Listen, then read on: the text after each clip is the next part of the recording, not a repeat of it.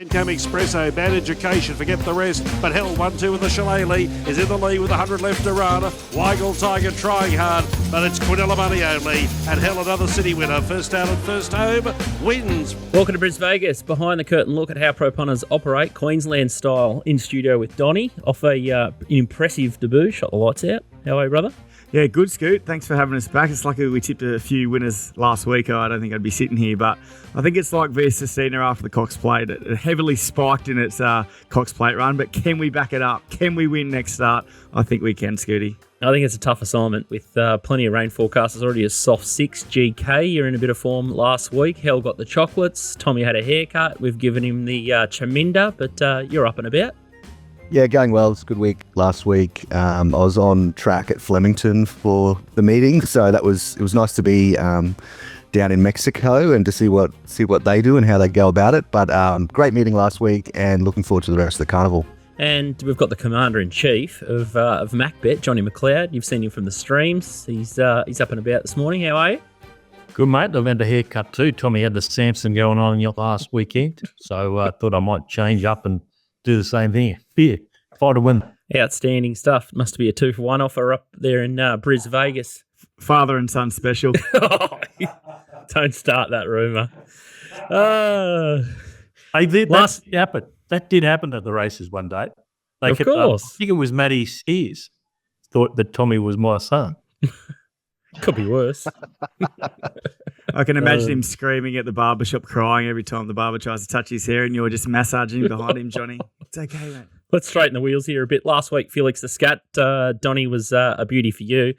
Absolute cave job, and looks like a new horse. Bet You the Crown was another beauty. Hell was, looked like a runaway train again. And then Bubba's Bay was a nice pick from Tommy. I let the team down with Thank You Henry, which just ran out of puff late. But I think the talking point out of the meeting was giving space all over it. Wow, Luke Dempsey, he's a patient rider. We saw that during the week with Arrow Deck of Lockwood's. But this horse, wow, he's one out of the box. You guys all nailed it. Oh, yeah, he's absolute. It's a gun horse. I'd like to hear from McLeod about how good he thinks it is, but just in the position it was off the strong tempo to get the gap late and fly and get up on the post, it's a massive performance. And I'm really looking forward to where this horse gets to this campaign, where it's the Magic Millions 3-year-old, and even looking into next year, it's a fluker's chance for a Stradbroke if it's as good as I think it is. Johnny? It's a lovely type. It's just a fantastic type. You just want to be all over it when you look at the yard. I was just a bit surprised. I thought it was a good thing. Even Tommy put more on it at the races when we were there and we had a look at it, because the track was starting to play like that middle track, and we found out there was another horse that was going to go forward and put some pressure into the race, that everything was going to fall into place. But on the figures, it looked like they went faster to the eye early than what they actually did. So I'm sort of I was surprised at how it couldn't hold a position without being really ridden. It was really ridden to hold that position. And with the figures being that slow, well, not slow, I think they went one length above average or something like that, or maybe 2. I can't remember what it was, but it looked as if it was about 4 or 5, maybe 5 or 6. And the way he was, pushed along to the eye, that's what it was, and that's what I think it possibly was. I think I've checked our data, and we had it similar to the guys at Punting Form.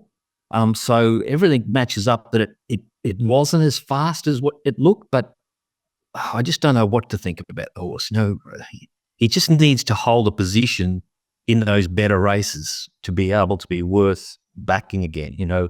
He's a lovely horse. He's going for, he's just everything he does right. He's got Dempsey sort of jumping all over it, but he's very strong, Dempsey, in his game. So, any other jockey may have pulled out of that down the straight when he went for that run. They might have squeezed him up and just sort of said, I've had enough. But, and most jockeys probably would have done that. And he showed a bit of ticker and went through. So I'm sitting on the fence, but I love the horse. GK, you were probably number 1 in the cheer squad last week. You marked it on top clearly. If it was your horse, you'd be heading to, freshen up for the Magic Millions Carnival, the slot race. I think there's that mysterious, don't have to be a Magic Millions horse slot race, or he could just be in the carnival anyway. What would you do with him? Yeah, like I heard Lockwood on the radio the other day say that they're probably going to go to another race in 2 or 3 weeks and then freshen up for Gold Coast. I think that is the right strategy. One thing I would just add, he did lose a shoe apparently straight after coming out of the gate. So maybe that's one small factor we need to include. And look, I just, it's the style of the win and it's the determination more than the times that I'm going off there. Like, they just don't win like that at Doomben. And I think we'll see a better horse moving forward. Yeah, I'd echo those thoughts. I tend to agree, and I did notice the plate coming off as well in the stewards' reports. This week is going to be a cracker. You boys have stuck with your guns here, and you're going to play the big meeting. So you're going to do 1, 3, 6 in the early part of the card, and then you're going to do all 4 quaddy legs, so 7, 8, 9, 10. And we've got TopSport early steam, and then we'll do the team top 2 multi. So I spoke to Tristan after the show last week, and I think there's some sort of regulation where he can't put a bonus on the win and place all up. So we're going to have to go down the top 2 path. So keep that in the back of your mind, and we'll try and get all 3 legs up. I think Quoth Kwan and King Potter were the fizzes, and Hell was the only one that you guys managed. So you sort of zig when you should have zagged, but still a big pass mark for week 1 of the show. So hopefully you guys can shoot lights out again. GK, I'm hearing that it's been 5 mil overnight. It's a soft 6 currently. I think there's 4 to 5 mil that's going to hit today. And there's a bucket of rain on Saturday morning. So it looks like there's 10 mil that might hit before 11 o'clock and maybe only 1 mil during the meeting late in the day around 4 o'clock in the afternoon. How are you going to handle this track situation? Yeah, look, I think it's a bit of a query. At present, I'm doing my form for a 7. That potentially could change to an 8. This track just holds up really well. Like, we know what to expect on this track with these types of conditions. That wet ground isn't like wet ground in town in Brisbane. And the rail is less of a factor here than just the amount of rain we get. And we just know what happens on this track, that once we get rain, they head to the crown, right? Like, that's generally the pattern. And I'm just expecting lanes 1 and 2 and potentially 3 might be a little bit inferior, and they'll try to head to the crown. And then potentially later on in the day, you'll see a few try to cut the corner and go up the inside. That's sometimes what happens. So I think that's probably likely to happen. And maybe, depending on how much rain we get in the meeting, they might try to head to the outside of the crown, towards the back end of the program. Good call. Yeah, it's pretty cut and dry at the Sunshine Coast, and I think as a punter, it's a good scenario if the weather plays that way and the track plays accordingly. It's more predictable, and I think that's all we really want. Something that's very predictable is Donny going where Angels fear to tread, and that's race 1 at the Sunshine Coast in the 2-year-old scenario. It wasn't any surprise to anyone who got the run sheet to see who picked the first race. But let's have a look at the market courtesy of TopSport to get straight into it. And Lover Flutter is the first horse that we mentioned here, 350 to 280. It's favourite for Kendrick and Orman.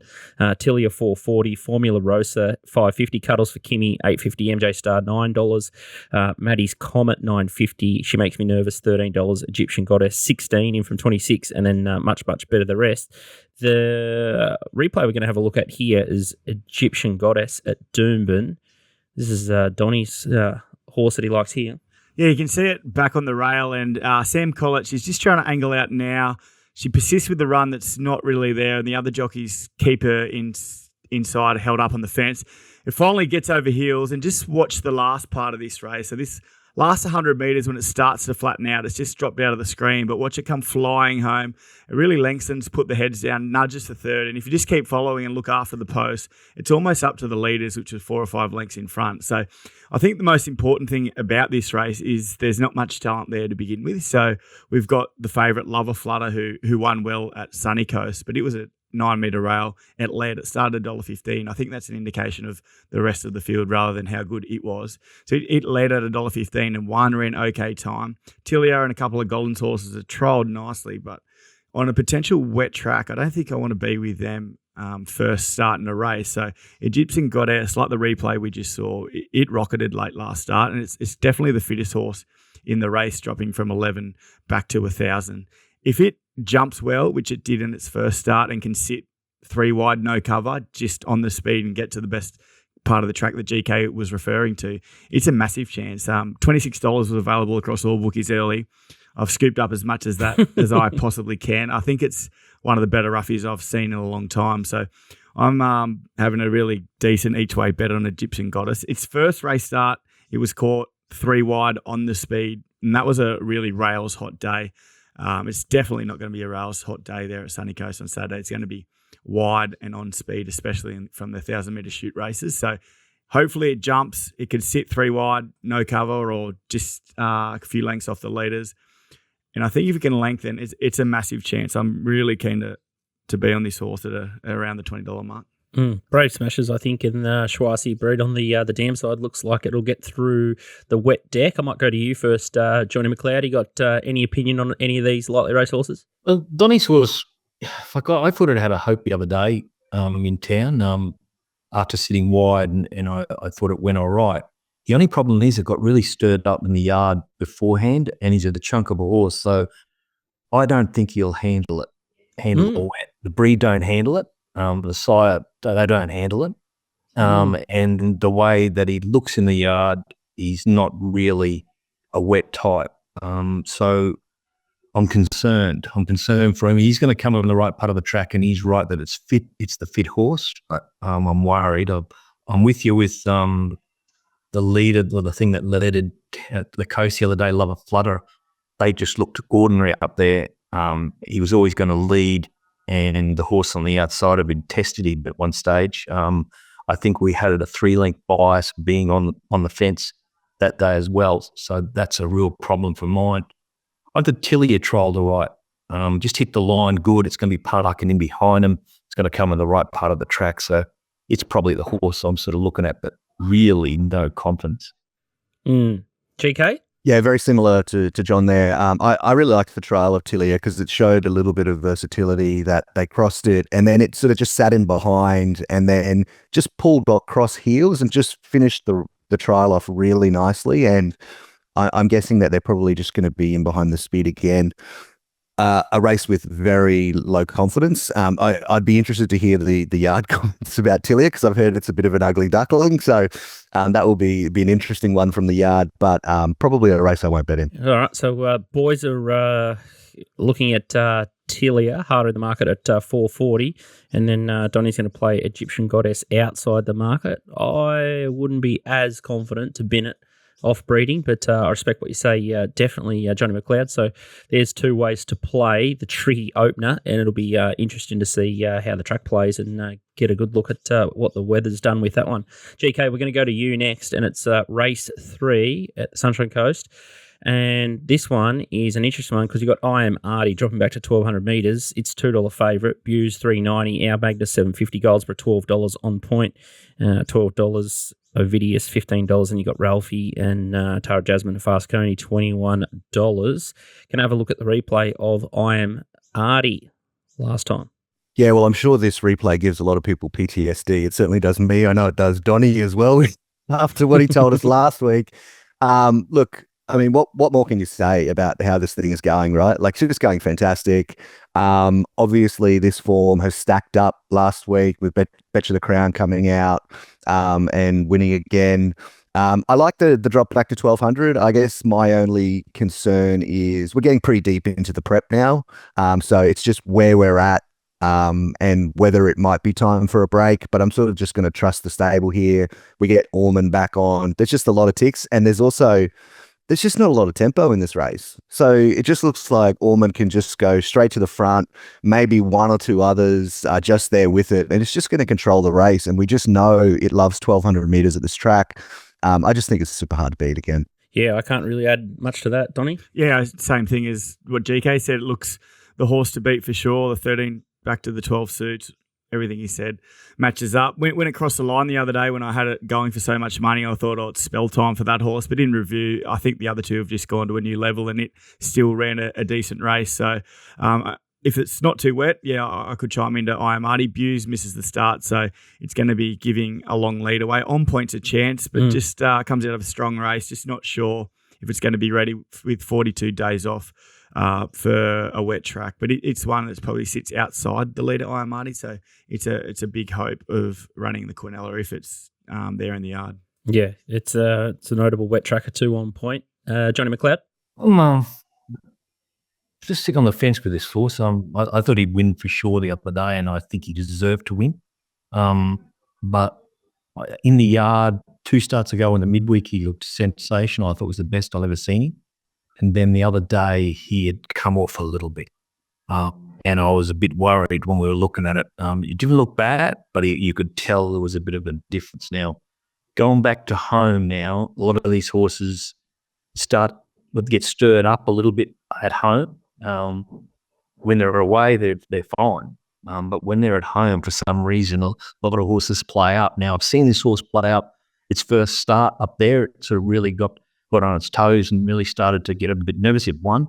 But I'm really keen to look at this horse in the yard. I'm a bit worried about on point with Bailey Wheeler on it. I don't know what he's going to do. He just completely lost the plot on Wednesday with the horse and went up and just drove it out of the gates after he missed the kick and went around and attacked, and they went about 5 lengths in front. I don't know what planet he was on, but he wasn't on ours. So I'm just not sure what he'll do. Usually the horse wants to take a sit, but the 10 gate or 9 gate, now what does he do? If he doesn't go forward, it's a picnic for the leader. It's an absolute picnic. So I just don't know what to say on this race. I'm buggered. All right, we might push along. So maybe a top fluck bet, because if the horse does play up in the yard and if he is getting to the end of his tether, bookies may tend to risk, and the big teams might push the button on him, and he may drift late. So the $2 might hold up on Iamati, but I can see why there's a high level of confidence from GK, and you just know what you're going to get. He's barrier 1 on Speed Horse, so he's pretty honest to my eye. Race 6 is the next one we're going to have a look at. It's the Landmark Resort Spa Class 6 handicap. It's a plate over 1,400 metres. Johnny McLeod and GK are going to have a look at this one. Favourite in betting at TopSport is Redford, $3.10, Naval Trader $4.20, Substantial $4.40, Larrikin Rouge $6.50, Inver Park $7.50, and then you got Red Top 15 and much better than the rest. First replay we're going to have a look at is Substantial. Johnny McLeod will talk us through that one, and then we've got Naval Trader for GK. Substantial's here. Just can't get much of a run here behind the Neesham horse, right next to Flying Trapeze. Johnny? Yeah, she just made a blue by staying in a little bit too, 50 metres, 100 metres, further than she should have come out. But she was held up. They've sprinted and she's got to the line quite well. Now the horse, I think this might be its 3rd run back. It was fat first up, typical goal runner. Improved second up. I think that was its 2nd up run, maybe a 3rd up run. I just can't remember what it was, but I just think it should go to 2nd or 3rd on the outside of Hooks and American President here, just park him behind him, come out to the right part of the track, and it's just got to hold off horses like Naval Trader and Redford and maybe even Larrikin Road, those horses. But it's going to, if there's a big change in jockey here, Emily to Allman. He's just going to be just smoking his pipe just behind him. He's a fit horse now, and this should be his peak run. So I'm happy to be on him, but I do admit the other horses, go okay. Redford, I thought it was an absolute certainty the other day, and I was a touch disappointed the way that it didn't go to the line as good as I would have thought. Maybe it sort of started to stargaze or just started to look around, but I was disappointed. Naval Trader got held up the other day, but he got a habit of missing the kick all the time, so he could put himself in a position that he didn't really want to be in. And Larrikin Rogue hasn't had it. I think this is its 3rd run up here after a really long spell, so he's going to be improved and he'll be running on. But I just think Substantial is going to get the perfect run. Despite gate 14. Naval Trader GK comes out of a pretty strong form race. Yellow Brick, Cranky Harry, the Drover. It's an interesting one with this Yellow Brick form, because I know John Walters is adamant that he's a better 1,200, 1,400 metre horse, Yellow Brick, but They've tried to stretch him out to sort of 1,800 metres down in Sydney. Naval Traders, the grey horse, just poking his head through the middle there. Yeah, look, they went really quick in this race. Like, it was something like +7 lengths to the 800. I think Naval Trader was just out of its grade in this race. You know, it's a very strong race, but I think when you review the race and you assess it, I think it was actually a pass mark still. Like, the field pretty much inverted where all of those on speed finished out the back. Like, it ended up finishing 5th and it beat all of those that were ahead of it in the run. And then, a few others that just got a better run in transit, beat it home. I think it is a pass mark. I don't think there's a lot between Naval Trader and Substantial. Naval Trader beat it when Substantial was first up. And Naval Trader gets a little weight swing off it now. Yes, I'd obviously prefer to have Ormond on board than Berriman, but there's not much difference here. Naval Trader will be able to handle the track. It looks like it's probably just going to sit second pair with Substantial. I'd say that the two of them will just be side by side. Look, I've taken a piece of Naval Trader. I could probably have something Substantial late as well. And I'm pretty happy to take on Redford here. I think it's massively up in grade, and I think there's some serious queries about the form. And I wasn't that impressed with the win last time either. Not much between them from GK and Johnny Mack. You got a lean here, Donnie, or not interested? Not too interested. Redford, like you said, it's 42-day break going onto a wet track with Ormond hopping off, which is keen to play against it. If I had to have a bet, which I probably won't, I think Larrikin Rogue, it was trialling like a weapon, and both starts it's been a bit of a forgive, so hopefully the bigger track may suit it. It will be steamy down the middle, but not a race I'm overly keen to play in. All right, let's get stuck into the quaddie legs. So race 7's the first one. And this is the Doc Mooloolaba, cutest 3-year-old quality handicap 1,400 metre event. Can't recall one is $4 favourite. A punter $4.20. Blitzum $6.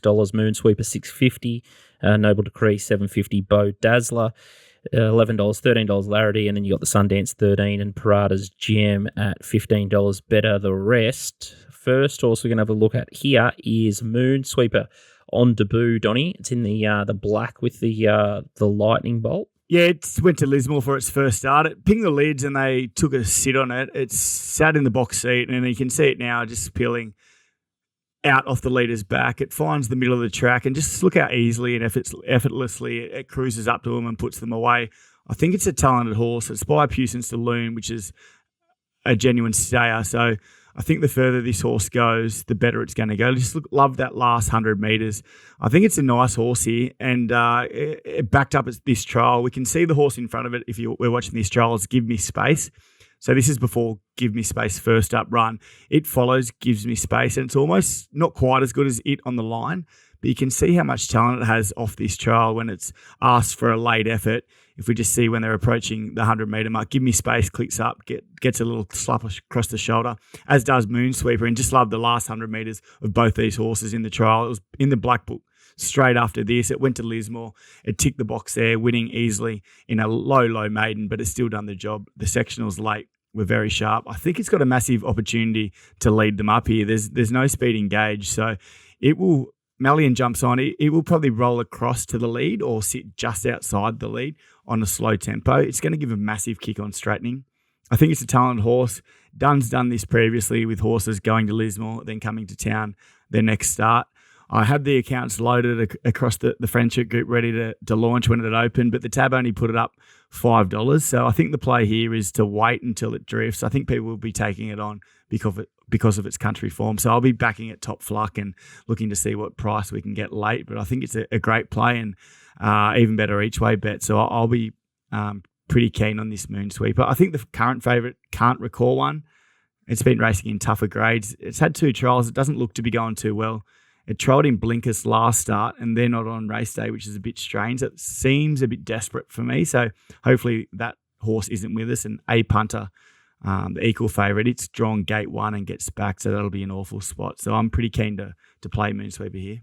Can't recall one. It looks the danger according to GK. Let's have a look at its replay back in March at Eagle Farm. Yeah, look, these first 2 starts that this horse had, like, it just showed, significant ability. Whatever you think about what else is in these races, the style of the win is just sensational, right? And then when it had the freshen up and it goes back to, the Premier 2-year-old races during the Carnival, they were definitely pass marks. Like it finished midfield in the size and the JJ Atkins, and for whatever reason, it probably didn't reproduce the same level of performance as it did in those first two starts. But I think that's a really respectable first set of runs for it.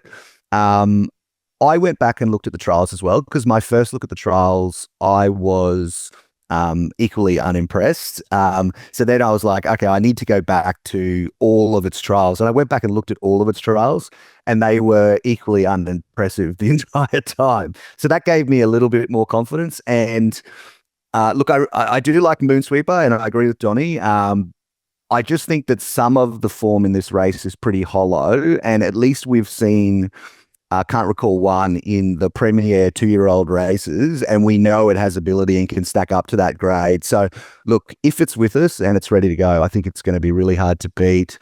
Obviously, track's very likely to be no issue for a reliable man. We get Orman. It looks like it's probably just going to sit in the second half of the field and then unleash. So, look, I think it's hard to beat, but I definitely think Moonsweeper is the danger. Johnny McLeod? I haven't got a real opinion. I can't recall one. I know they were trying to buy it in Hong Kong early in the piece, and I said it's just been beating up horses that are no good on the best part of the track.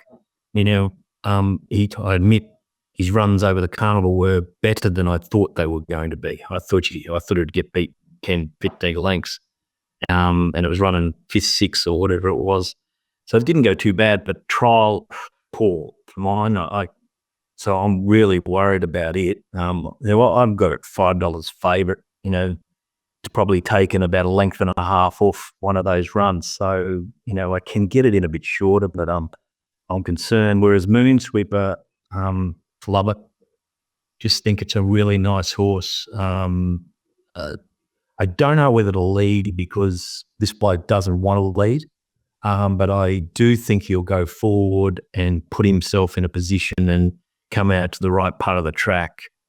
I think he's a nice horse going forward. He's got that sort of, whether he's going to show it this time or this time in, but I would rather him have one more run and then into this sort of not quality race, but coming to town. But he could be a really nice horse, and the rest of them are only ordinary. They're plank horses. So Blayton's Run doesn't go too bad, or whatever it's called, Blayton's Run. I've had something on at Ipswich the other day. I thought it would go close, but they put the blinkers on and might turn it around. But he's a similar type of horse as Can't Recall One. He was running 4th and 5th in the really good races and probably only getting beaten 2 or 3 lengths. So, he's there. So, but Moonsweeper's the one I'm sort of really interested in. All right, so a decent level of confidence there for the first leg of the quaddie. Number 2, Can't Recall One for GK, and then Moonsweeper. Everyone respecting that horse, number 8. Let's have a look at the feature on the card. It's the Mooloolaba Cup, and the alert here is between 3 and 4 o'clock Friday. Tristan is betting 110% markets, which is brilliant stuff, and looks like a competitive race. So he might get the prize here, despite getting handled last Saturday on Champions Day with GK there on course cheering. His demise, Kachak is the favourite here, $3.80, Junipel $5, Poetic Drama $5, Brookhaven $6.50, The Drover $10, Winston Smurfield $12, June 45 $15 in from 21, Carudo $15, Linthorpe Lad $18, and you got Encoder $21, Manazi and Wapiti. Let's have a look at a couple of replays here. This is Johnny McLeod's go, and you've got Poetic Drama in the light green with the dark green V white leaves, just peeling to the outside. Yeah, he just got held up the wrong part, and he got stopped in his tracks, and he's come out. The sectionals are really good. I'm surprised at how good they were, because he shouldn't have been able to do, or she shouldn't have been able to do what she did. The real proviso here is she's probably gone 3 to 4 lengths better than, on our figures, 3 to 4 lengths better than she's ever gone. So do you trust it? I've just got to think, yes, it's a wet track type. It's going to come on the right part of the track.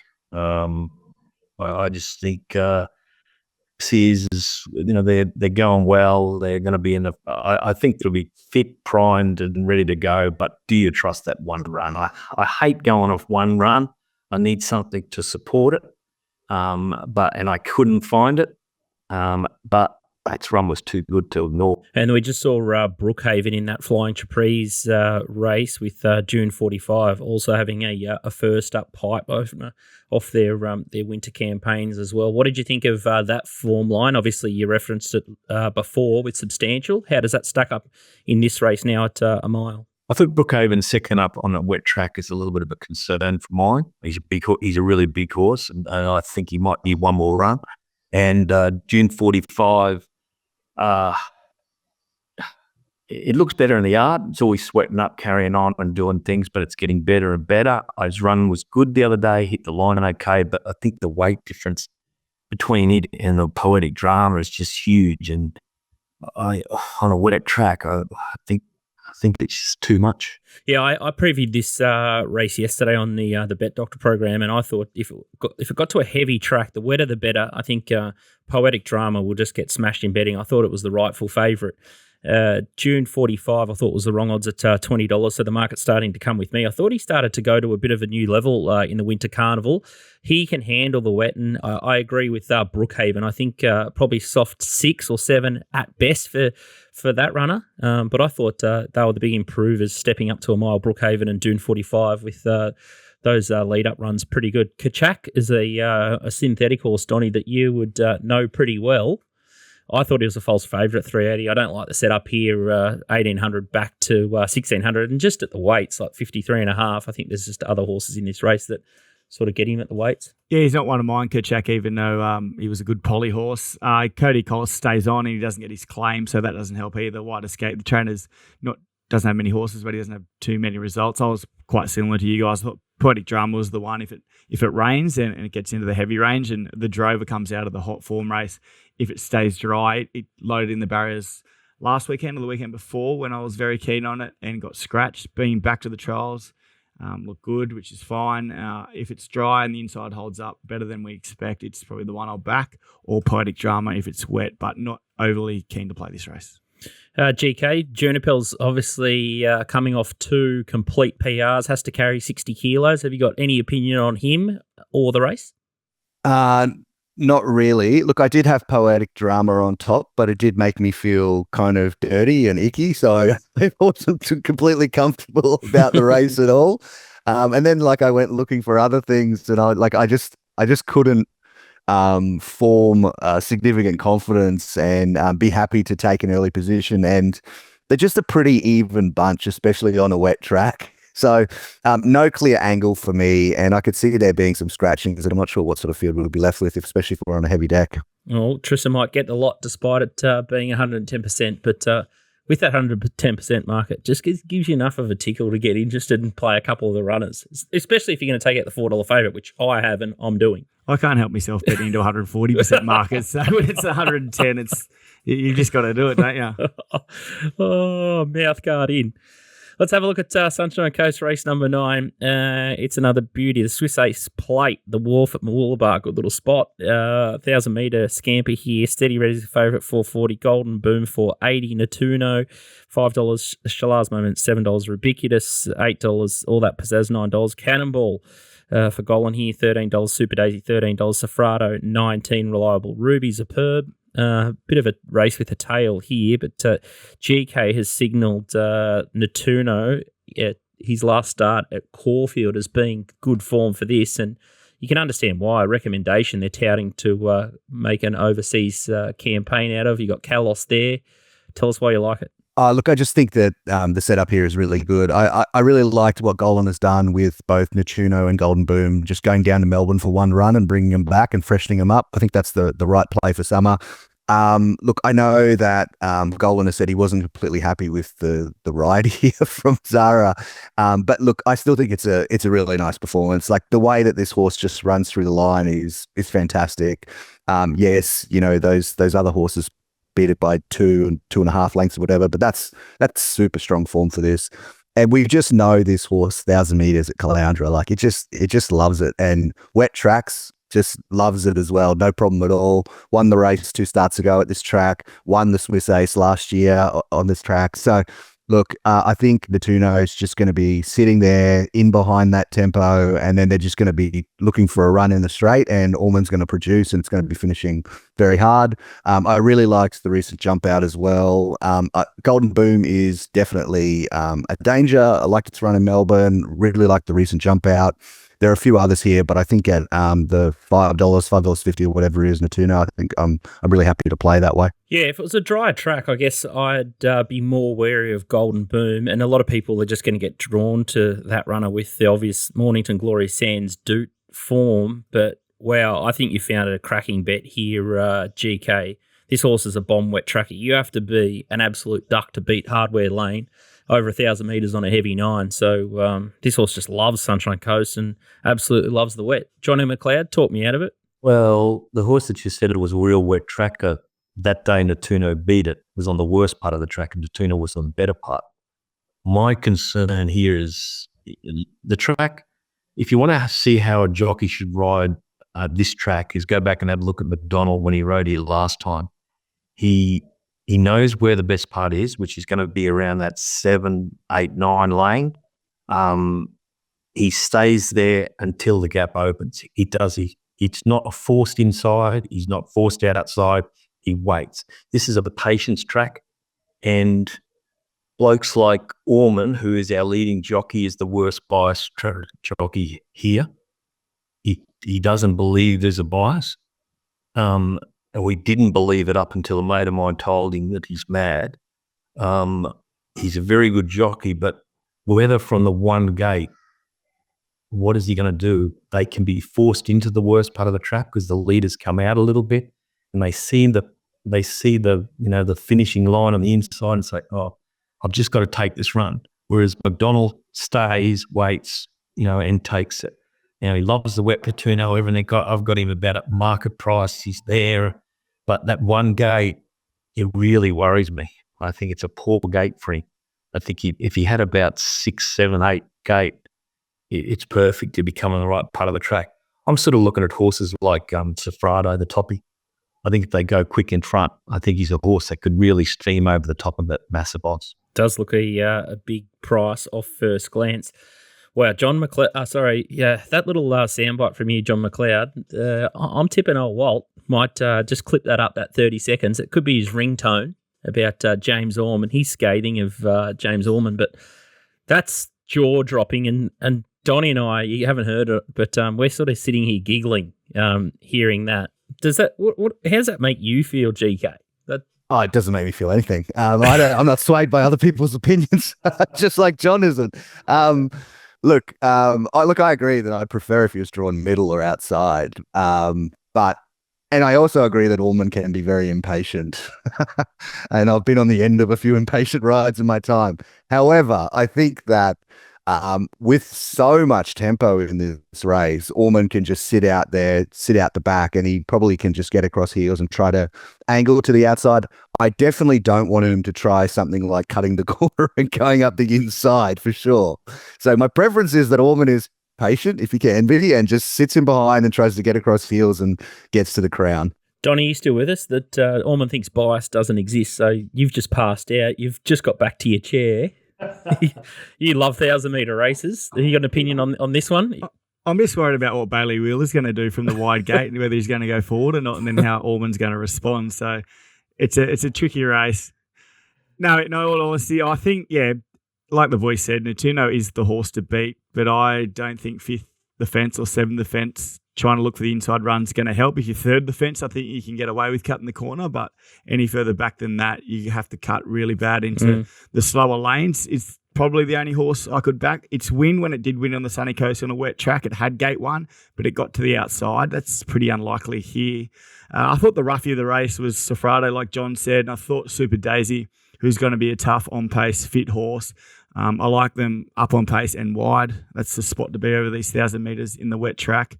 The other one that Meg mentioned, Golden Boom, I love betting against this horse. I think it needs everything to go its way to win, and it's often much shorter than it should be. So, I'd be leaning against Golden Boom and possibly with Natuno, Sofrado, and also Super Daisy. Or for if you want to go a little bit wider too, maybe all that pizzazz could be a bit of an X factor horse. GK, sorry. Yeah, I just like all that pizzazz is just super reliable, right? Like it's just fantastic. I do think it's in this race. I probably would have preferred a different booking. I'm not sure Emily is necessarily the right jockey for this horse, but I definitely think pizzazz is a blowout here. What jockeys can we book? What jockeys are acceptable in this meeting? Well, I was just going to say that.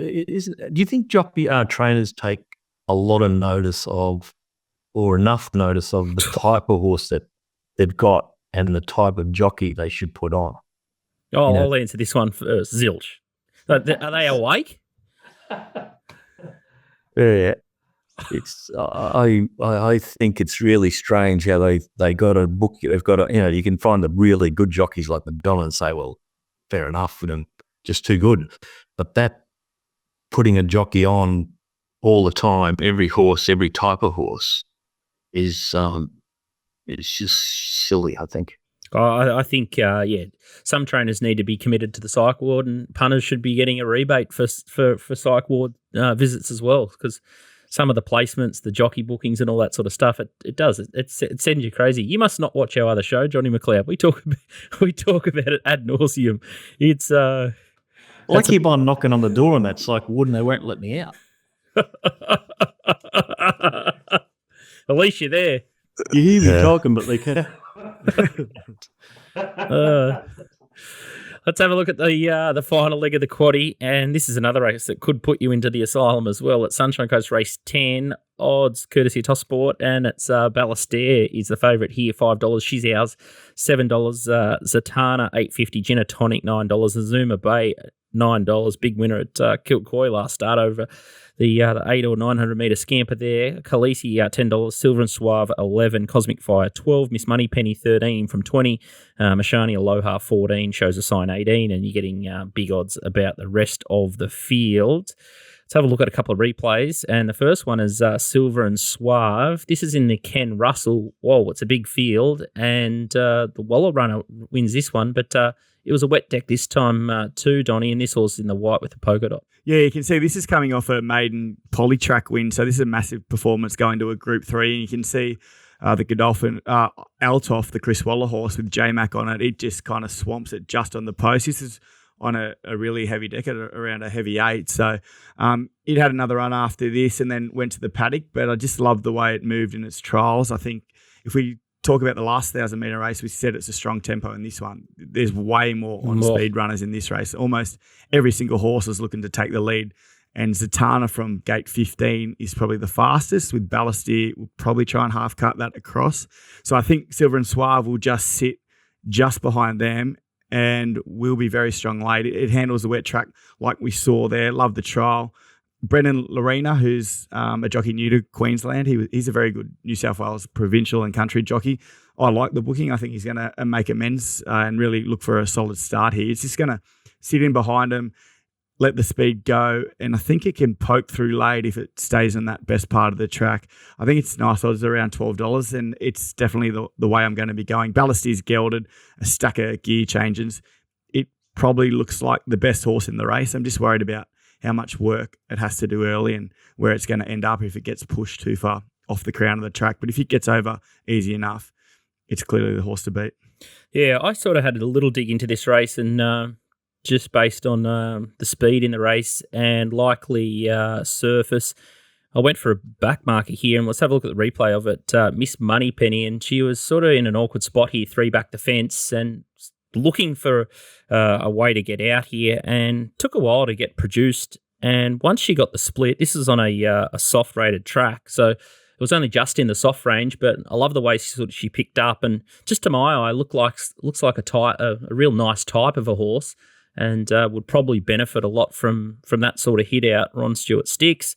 And I was sort of interested. She mightn't have beat much here on that occasion, but just looking for an off-speed runner at odds. The market's sort of coming with me, $20 into $13. I was wondering if you had any opinion of that, Johnny McLeod. I thought it was a solid run, a solid win that day. As you say, it's going to be the one running on.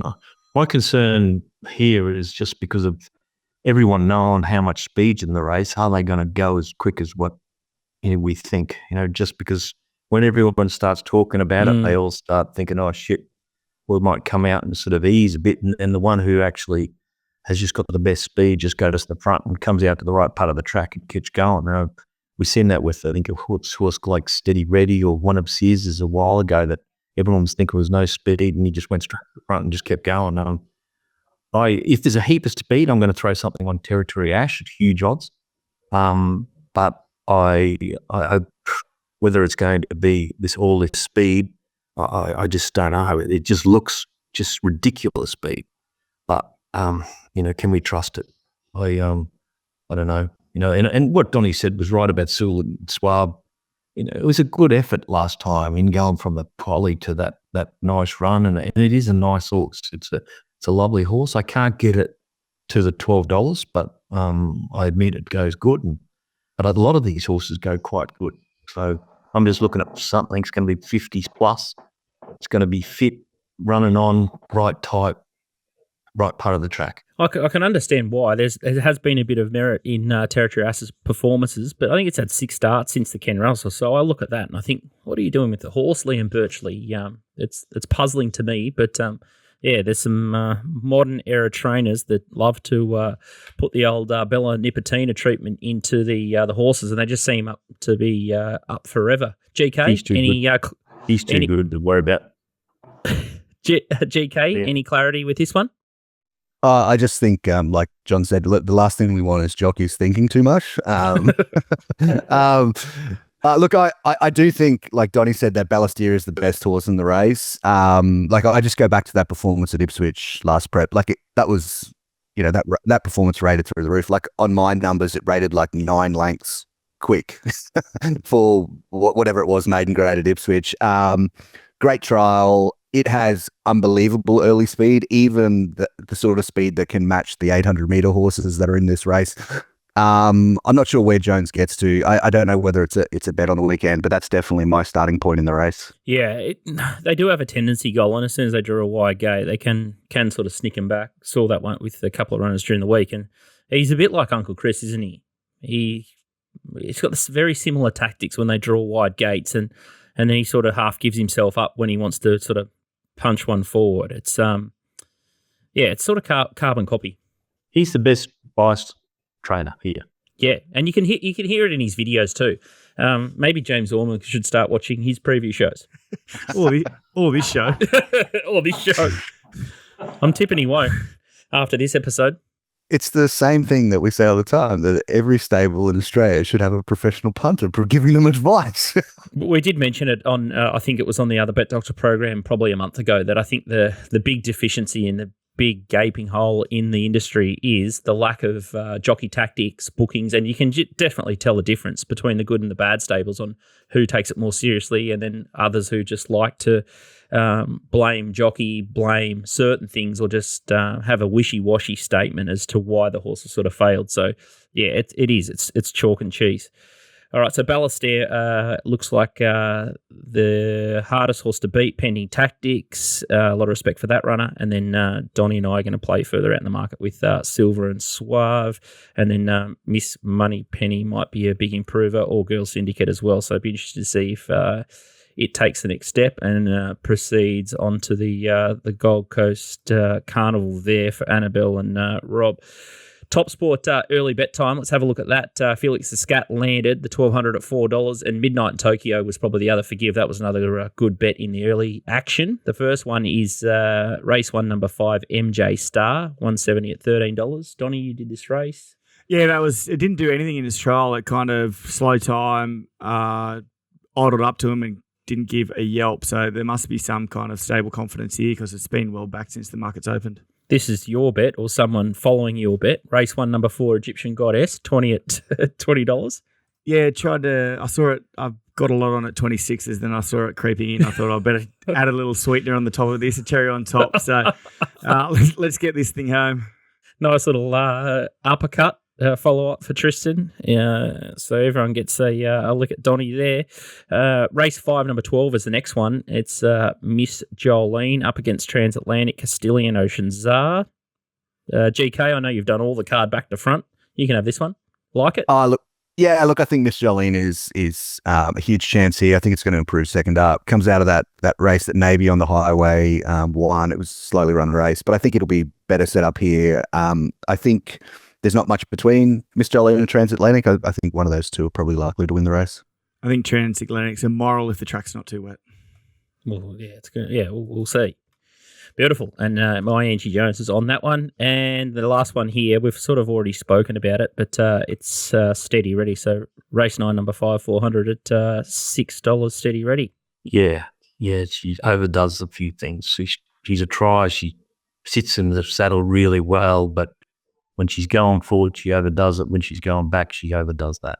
All right, we might get the Jockeys Trust as a new sponsor of the charity of the show. We might have a charity bet each week for the Jockeys Trust, just to remind people how much we love and respect the jockeys. But we're all just trying to win here, and obviously some of the comments are tongue in cheek, but we just look at the form one way, and hopefully the races work out the way that we've done the form. But they are brave and they do a great job.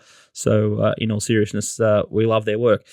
Let's have a look at Team Multi top 2 times. So the price we'll have to get after the show. So make sure you head to the TopSport Thoroughbred Special section, and you'll get the 3 boys pick. But you're closest to me, Donnie, so you can have first pick. What's your lock or bet for the Team Multi top 2 special? Yeah, I think I'm going to go Moonsweeper in race 7 as a top 2, like we spoke about. I think it's a great chance. Beautiful. John McLeod? Miss Jolene top 2. Miss Jolene? A nice second. Beautiful. With Transatlantic, the danger there. And then GK? I'll take the weak option and we'll just put I Am Artie in top 2. I Am Artie. Beautiful. Oh, well, last week everyone would have probably giggled that you took the weak option. Hell, it was the only leg that saluted. So exactly. No shame in that. So we'll try and get the job done there. So Moonsweeper, Miss Jolene and I Am Artie. So head to the TopSport website for that top 2 special, and make sure you get there for 3 to 4 Fridays. And I'm pretty sure that Tristan's going to at least bet one race, perhaps more, when the Melbourne and New South Wales Carnivals die off for that 110% market. So I think the 110% markets will stay all the way up until Magic Millions Day. So great reason to support the boys at TopSport, and they also got the top fluck and the best of the best products. So good stuff. You know, when that hell starts, it frightens the hell out of me every time, because I know if it wins, I don't see Tom Sundays. So I got a text about 11 o'clock last Saturday night. Can you do my races on tomorrow? So he's enjoying the ownership. He plays. He loves it. Everyone loves a winner. There's nothing better than owning a winning horse. It's the best feeling in the world. Yeah, it is. I had to stop myself one day when a horse won of mine. I had a suit on. I was bookied in there, and I was running down the grandstand with the horse, and I stopped myself and said, "You imbecile, what did you do?" Hard not to get caught up in it. I'm just waiting for Tommy to tap us on the shoulder and say, "Oh, we found another tried one, and you boys in the show have to all get on it. We'll call it Brisvegas. Hopefully it's cheap."